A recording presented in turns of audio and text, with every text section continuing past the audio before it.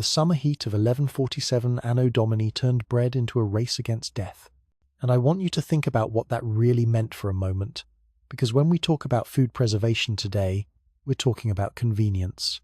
Maybe your bananas go brown a little faster than you'd like. Maybe that carton of milk expires before you finish it.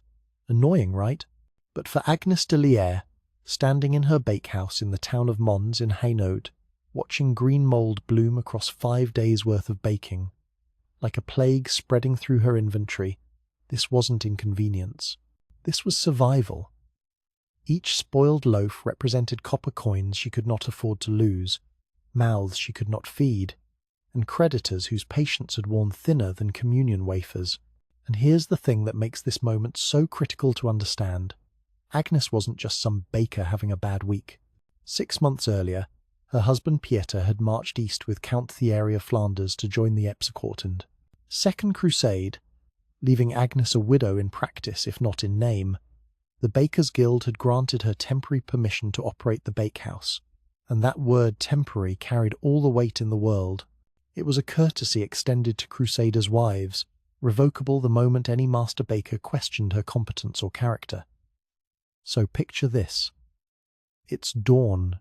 The bakehouse that Peter's grandfather built 70 years before still has its clay oven warm from the previous night's firing, and Agnes is doing the mathematics. The brutal, unforgiving mathematics of medieval commerce. Summer heat had accelerated spoilage from 5 days to 3. She baked 6 batches, weekly 72 loaves of dense rye bread that fed the wool workers in the fulling mills, the tanners along the river, the servants in merchant households. At 2 deniers per loaf, a good week brought 12 sous. But when mould destroyed a third of her inventory, as it had this week and the previous week, she earned barely 8 sous, and that's not enough. It's not enough to purchase next week's flour, salt, and yeast, much less feed her 5 children or pay the interest on Peter's crusading debt. Her eldest daughter Marguerite, 14 years old, with her father's steady hands, kneaded dough at the central table. Her youngest, Jans, only 6 years old, swept flour dust from the stones. Her other 3 children delivered finished loaves through the narrow streets of Mons. This was their inheritance, a failing business, a guild ready to seize their livelihood, and the certain knowledge that without dramatic change, by autumn they would be begging at the church doors. Now, Agnes possessed something the guild masters overlooked. Her grandmother, dead 20 years by this point, had lived on the forest edge where the old Frankish villages met the merchant towns, where women still remembered things the church had tried to bury with the pagan past. Summer evenings when Agnes was young, her grandmother had told stories while her gnarled hands worked butter churns and cheese presses. Stories about preservation, about the way certain plants kept decay at bay, about combinations that grandmothers had passed to granddaughters since before the Romans built their roads through the Low Countries.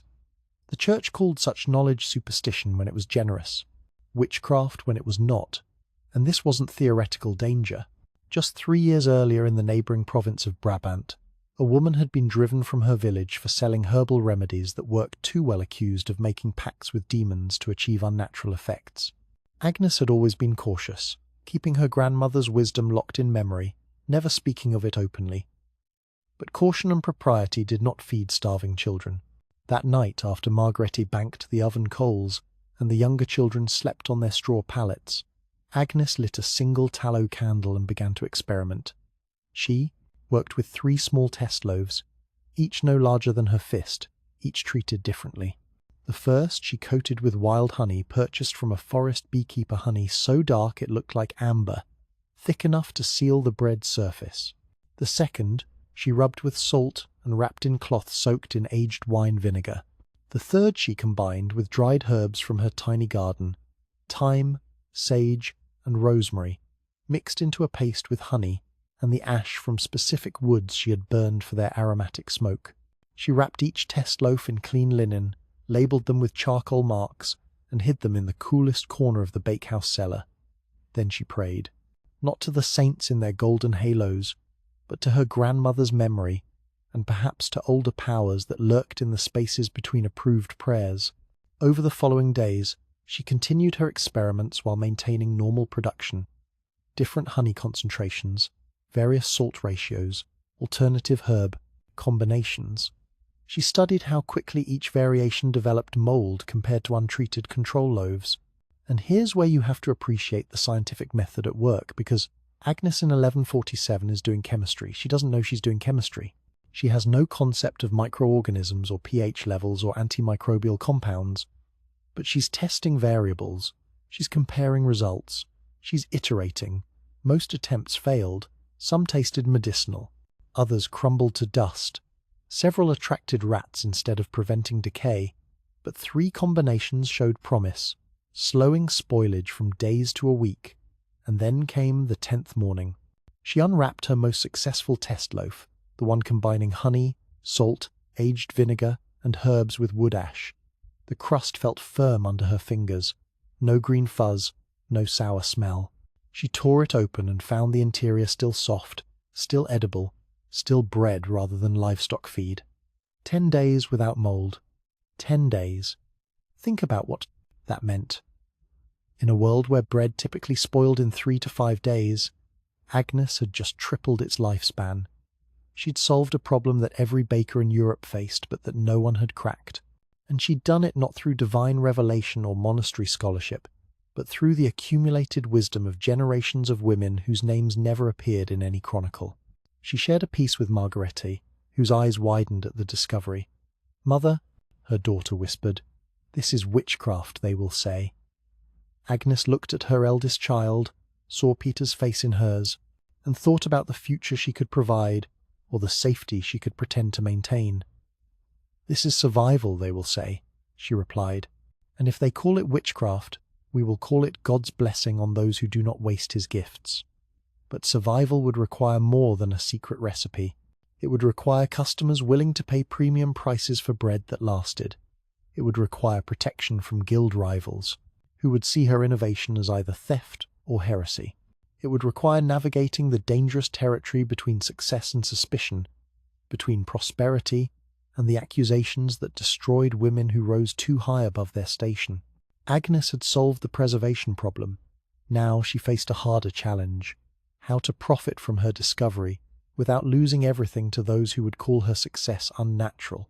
Now, let's talk about what Agnes actually did, because this is where it gets genuinely fascinating from both a historical and a scientific perspective. Agnes's preservation method wasn't a single technique, but a carefully orchestrated combination, each element serving multiple purposes that she understood through observation rather than theory. Medieval bakers in 1147 knew nothing of microorganisms or pH levels, yet Agnes assembled a formula that modern food scientists would recognize as surprisingly sophisticated. The foundation was wild honey, and not just any honey. Specifically the dark variety produced by bees feeding on heather and forest flowers rather than cultivated gardens. Now, we know today that this type of honey contains more of the compounds that inhibit microbial growth, enzymes that generate natural preservatives, lower water content that creates an inhospitable environment for mold. Agnes didn't know any of that, but she knew from observation from her grandmother's teaching that forest honey worked better than garden honey for preservation. She applied it as a thin glaze to the bread surface immediately after baking, while the loaves were still warm enough that the honey penetrated the crust's outer layer without making it soggy. But honey alone was insufficient and expensive. Her grandmother's wisdom taught her that salt drawn from the distant salt mines near Liège, when applied in precise amounts, worked with the honey to create a barrier.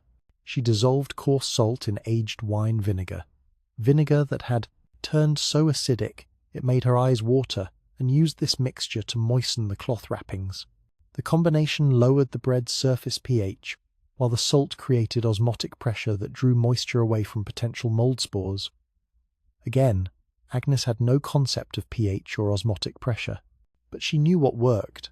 The most unusual element, the one she revealed to no one except Margarete, involved wood ash, certain aromatic woods, oak, beech, and juniper. When burned and their ash collected, these contained compounds that inhibited decay. She mixed tiny amounts of this ash with her honey glaze, creating an alkaline-acidic balance that confused the natural processes of decomposition. The ash also contained minerals that reacted with the bread's surface, creating an additional protective layer. Finally came the herbs. Thyme, sage, and rosemary were not chosen for flavor alone. Each possessed antimicrobial properties that generations of women had observed in meat preservation and medicinal preparations. She bruised fresh herbs to release their oils, mixed them with her honey ash paste, and applied the mixture strategically to the areas most vulnerable, to mold the bottom crust where moisture accumulated and the scoring cuts on top where air penetrated.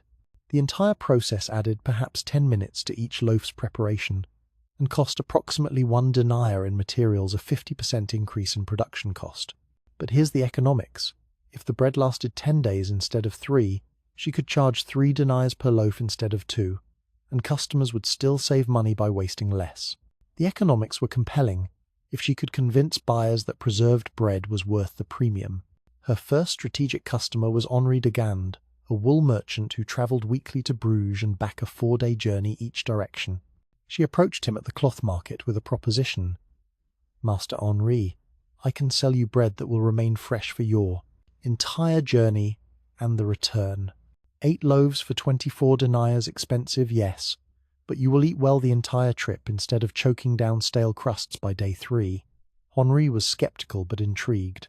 She gave him 1 preserved loaf as proof, asking him to test it against his usual provisions. 2 weeks later he returned and ordered 16 loaves for his next journey. "I shared pieces with fellow merchants in Bruges," he said. "They asked where such bread could be purchased. You have created something valuable, Widow Dillier. And this is where you see Agnes's business acumen. She didn't just invent a better product, she identified the right market segments. Word spread through the merchant networks. A monastery steward approached her about supplying preserved bread for pilgrims.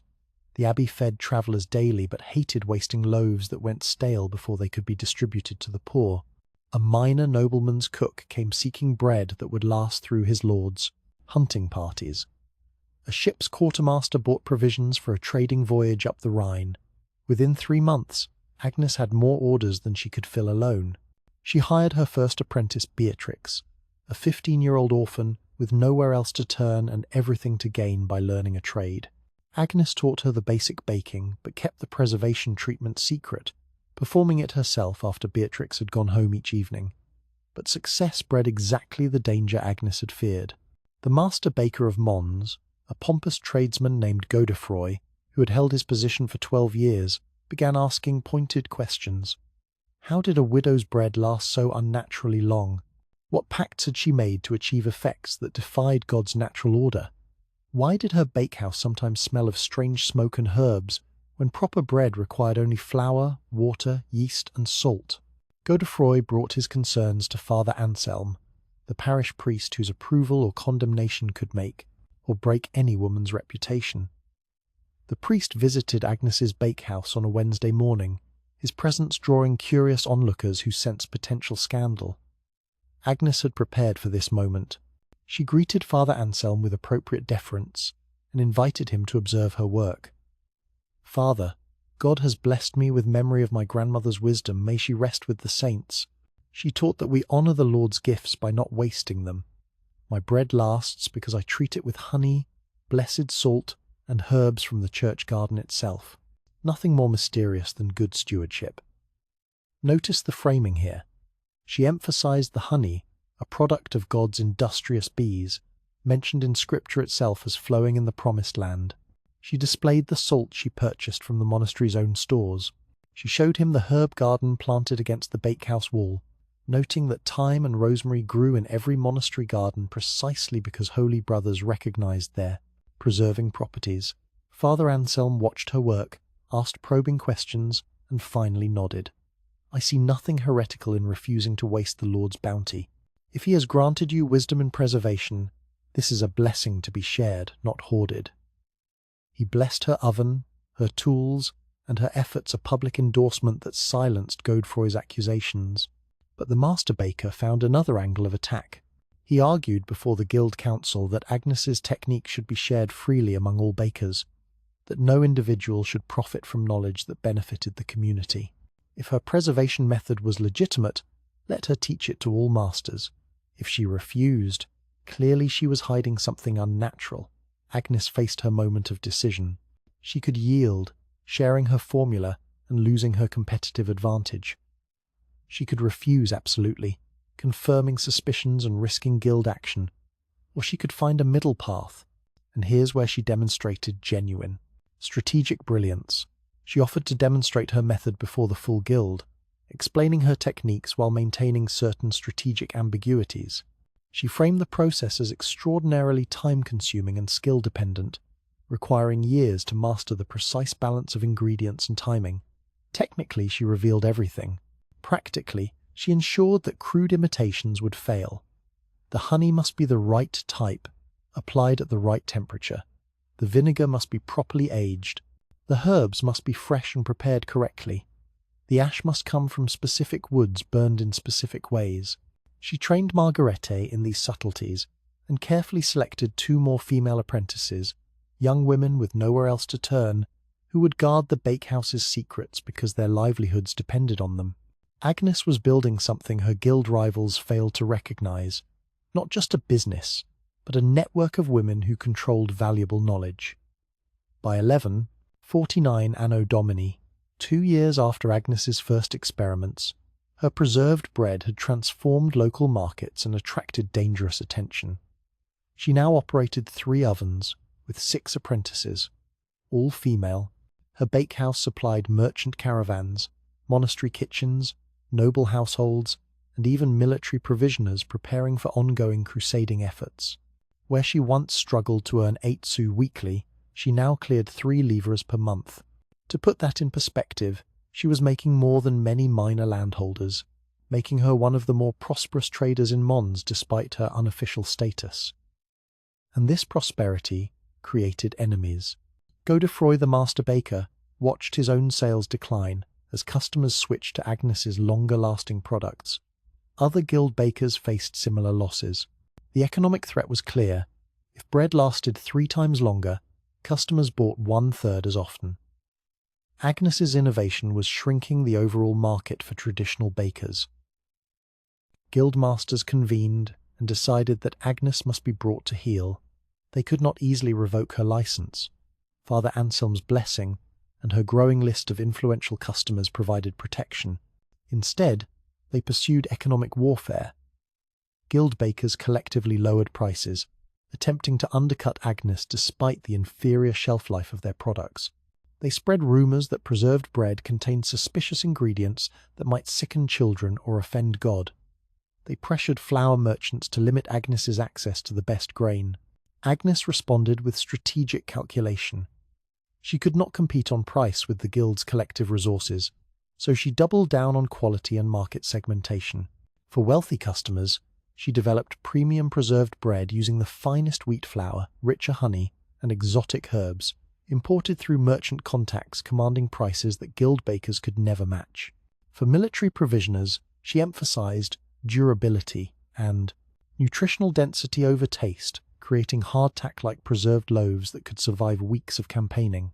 For monasteries, she framed her bread as enabling greater charity. Preserved supplies meant less waste and more food for the truly desperate. But her most brilliant move involved her apprentices. While guildmasters trained their sons in traditional methods, Agnes trained daughters and widows who had been excluded from official craft training. She created a parallel knowledge network that operated outside guild control. When her apprentice Beatrix married a baker's son in Valenciennes, she carried Agnes's techniques to a new market. When another apprentice, Catherine, returned to her village near Tournai to care for aging parents, she established a small preservation bakery there. Within 3 years, Agnes's methods had spread to 6 towns across Hainaut and Flanders, each operated by a woman who owed loyalty to Agnes rather than to male guild structures.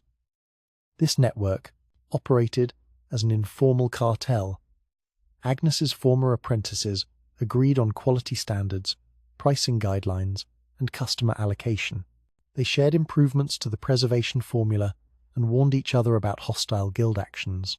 They created what modern economists would call a competitive advantage through coordinated strategy and protected intellectual property. But the guilds were not powerless. In 1151, Anno Domini, 4 years after Agnes's initial breakthrough, the regional guild council petitioned Count Baldwin of Hainaut to intervene.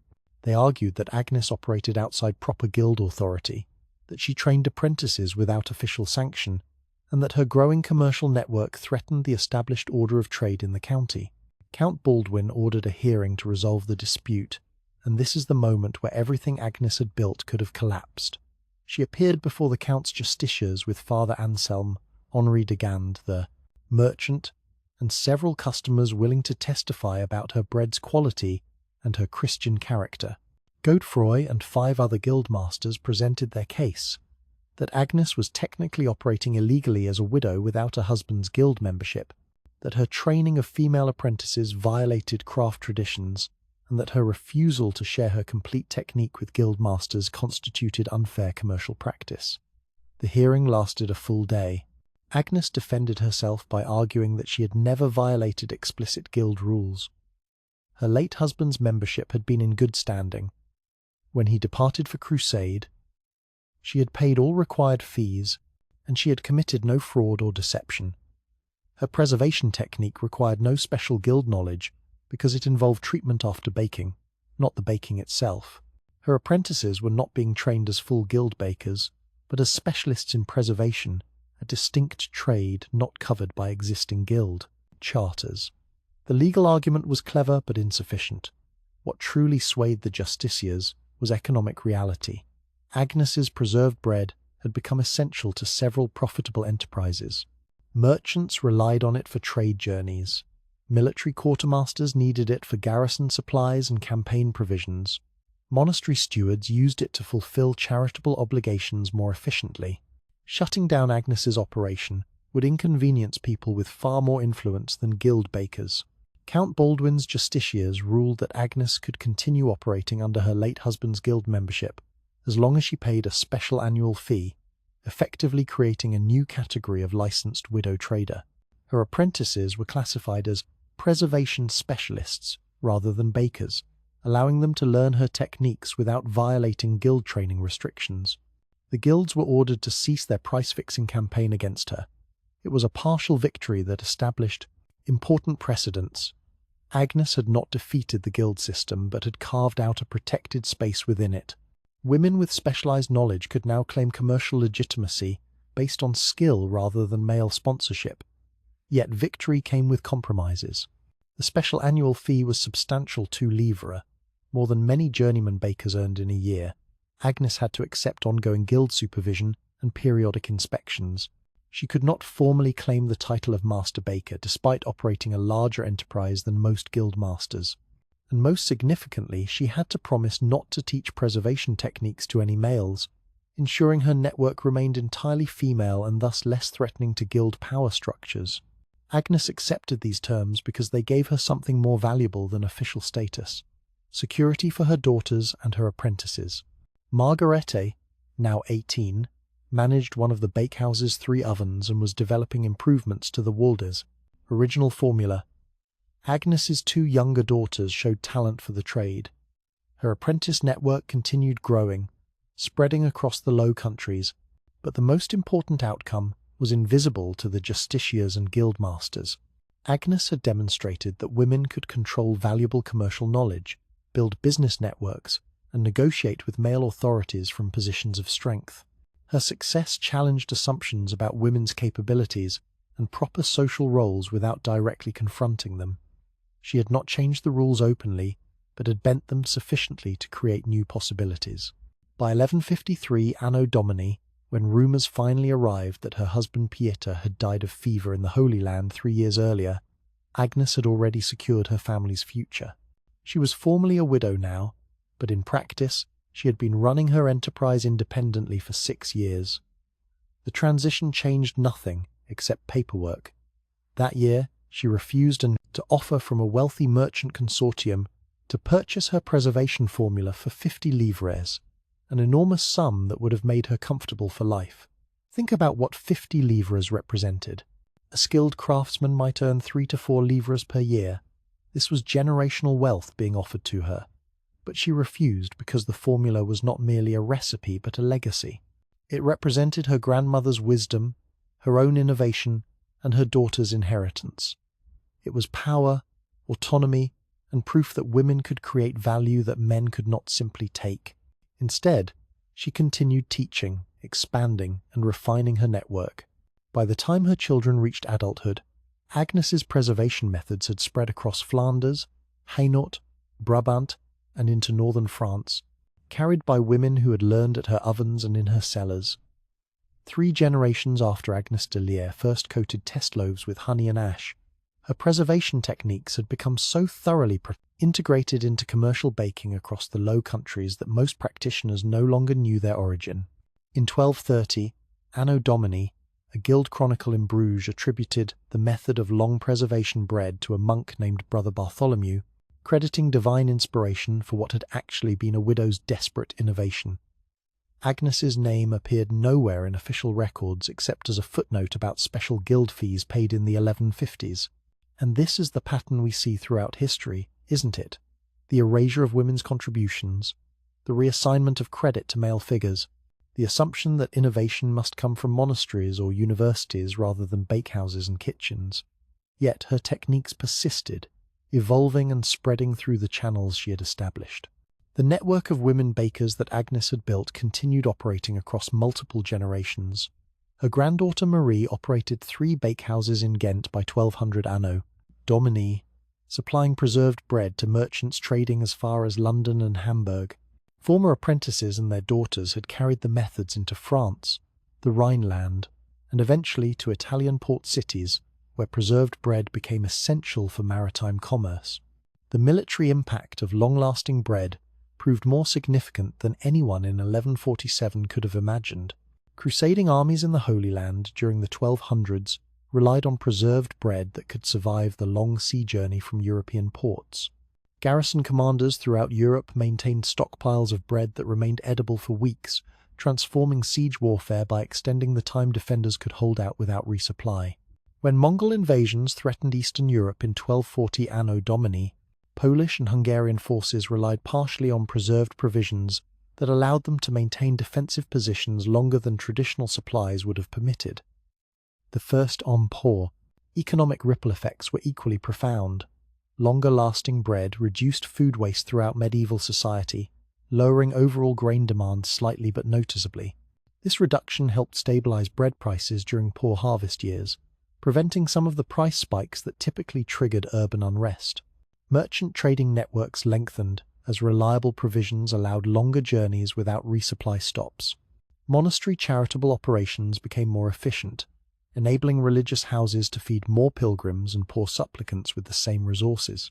But perhaps the most significant legacy was the precedent Agnes established for women's economic agency. Her success demonstrated that women could control technical knowledge, build commercial networks, and compete in male-dominated trades. While guild restrictions remained in place throughout the medieval period, the existence of preservation specialists created a category where women could claim legitimate craft. Expertise. Dozens of women across the Low Countries operated preservation bakehouses throughout the 1300s and 1400s, citing Agnes's judicial precedent when challenged. The specific formula Agnes developed continued evolving. Bakers in different regions adapted her basic approach to local ingredients and preferences. Flemish bakers developed versions emphasizing butter and cream along with honey. French bakers incorporated wine and brandy into preservation mixtures. German bakers experimented with different herb combinations and smoking techniques. By 1400, Anno Domini, at least 20 regional variations of preserved bread existed across Europe, all traceable to the core principles Agnes had discovered. Combining antimicrobial ingredients, controlling moisture, and creating protective barriers on the bread's surface. The historical irony deepened as centuries passed. While Agnes de Lier's name vanished from official histories, while male guild, masters and monastery chroniclers claimed credit for preservation techniques, the actual knowledge continued flowing through female networks. Mothers taught daughters, mistresses trained maids, and midwives shared recipes during long birthing vigils. The informal channels Agnes had established proved more durable than the formal institutions that tried to control bread making. Modern artisan bakers, experiencing a revival of traditional bread making in the 21st century, have rediscovered many of Agnes's principles. Sourdough preservation techniques Herb-infused crusts, honey glazes, and salt-based wrapping methods all appear in contemporary artisan bakeries without any conscious connection to a 12th century widow in Hainaut. Yet, the similarities are striking. What Agnes discovered through desperate experimentation and passed through women's networks has re-emerged as ancient technique and traditional craft, proving that some innovations are so fundamentally fave to a mentor's faith, sound, they get reinvented repeatedly. In the churches of Mons today, no plaques commemorate Agnes de Leer. Guild records that survived from the 1200s mention her only in bureaucratic contexts, fee payments, license renewals, judicial rulings. No chronicler recorded her death or praised her achievements. History, as written by those who controlled writing, had no space for a baker's widow who changed how Europe preserved its most essential food. But in the unwritten history, in the techniques passed from hand to hand, and the knowledge embedded in everyday practice, Agnes's legacy endured. Every time a medieval traveller ate bread that remained fresh through a week-long journey, every time a monastery fed hungry pilgrims from week-old supplies, every time a garrison held out against siege behind walls stocked with preserved provisions, Agnes's innovation was present, unnamed but essential. She had solved a simple problem: how to keep bread from moulding. In solving it, she had demonstrated that innovation comes from unexpected places, that women's knowledge matters despite official dismissal, and that the most important changes in history often leave no monuments except the quiet persistence of better ways of living. The bread Agnes preserved has long since been eaten. The empire of knowledge she built has scattered into fragments. But the fundamental truth she proved remains, that one woman's secret, shared carefully with other women, could nourish generations and change the course of commerce, warfare, and daily life across an entire civilization.